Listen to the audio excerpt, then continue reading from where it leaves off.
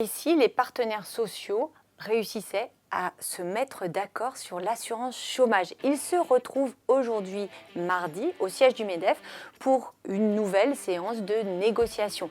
Alors cette option d'un accord possible semblait complètement irréaliste il y a encore quelques mois lorsque le gouvernement, en automne dernier, leur a demandé de se remettre autour de la table pour tenter de trouver des pistes d'économie sur l'assurance chômage.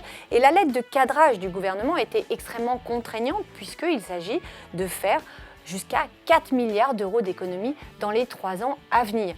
Alors les discussions se déroulent avec évidemment des points de friction, un point de friction notamment important entre patronat et syndicats sur le bonus-malus, qui est un dispositif qui permettrait de limiter le recours aux contrats courts. Le patronat n'en veut pas, les syndicats aimeraient trouver des moyens de limiter la précarité des salariés, mais ces discussions pour l'instant n'ont pas achoppé et il semblerait que des points de passage, des voies de passage très courtes puissent être retrouvées.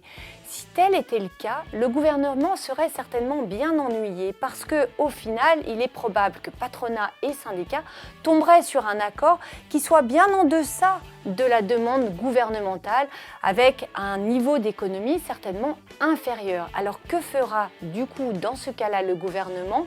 Est-ce qu'il déjugera l'accord des partenaires sociaux, même s'il est un peu moins disant? Est-ce qu'au contraire, il restera campé sur la demande qui a été faite au patronat et aux syndicats?